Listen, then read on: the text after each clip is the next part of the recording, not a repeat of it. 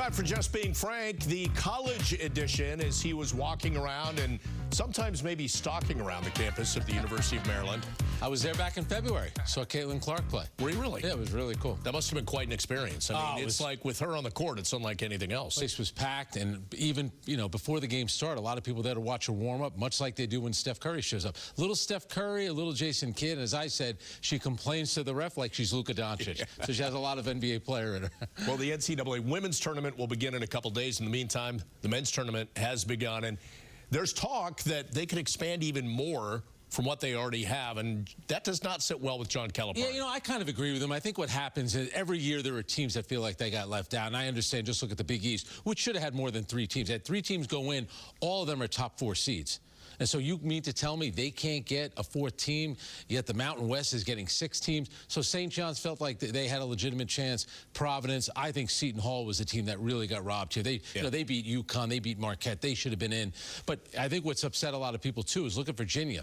The other night, Virginia scored 14 points in the first half. They went about 13 minutes over the first and second half without scoring, and they got bounced in the play-in game. So I think a lot of people felt that they were undeserving. But I agree with John Calipari. It's fine where it is. I have a funny feeling like everything, Bob. Look at the college football playoff has already been expanded. Yeah. Chances are the NCAA tournament will go that way. Well, the thing is, if you expand by 6 more teams, the teams 7 through 10 are still going to be upset. You mean people are going to complain? Yes. No one complains more than me. I can tell you they're going to complain. You're 100% right. Good point. You know who's not complaining, surprisingly? Dan Munson, the Long Beach State head coach. Near the end of the season, his team lost 5 straight. He'd been there since 2007. 80 fires him. And then he wins their conference tournament and goes to the NCAA tournament, which they lost. Yeah, and I think he's handled everything remarkably well. They won their conference tournament, the Big West. That's how they got into the NCAA tournament. And when he won the tournament, is he bitter? Is he gloating? He just talked about how he's had this remarkable career. He feels blessed to have the career that he's had. He's handled everything with class.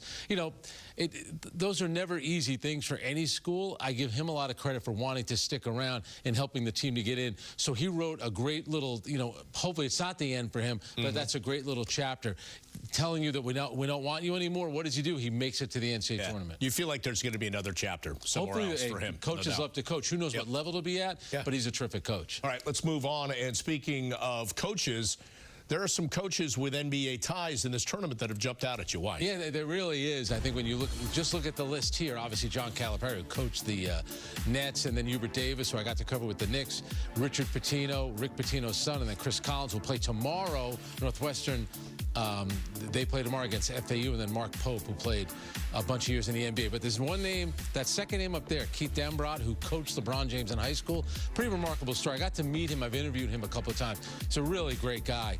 His father played at Duquesne when they were a terrific team. But how about this? His uncle, by the name of Irwin, played at CCNY the year that they won the NCAA tournament and also the NIT. Wow. Both in the same year, and he was a #1 pick of the New York Knicks. So Keith Dambrot, who, by the way, has announced prior to the tournament that he was going to retire. And what happens today? He gets an upset win. So great for Keith Dambrot and Duquesne. And by the way, some of the other names on that list, as the tournament wears on, the coaching carousel begins, do you expect some of those guys to get sniffs elsewhere? That could happen. And Richard Pitino, remember, he coached at Minnesota, and his father, Rick Pitino, has already talked about maybe one day his son succeeding him at St. John's. So I think Rick Pitino already has big plans for his son. We'll see what St. John thinks about that.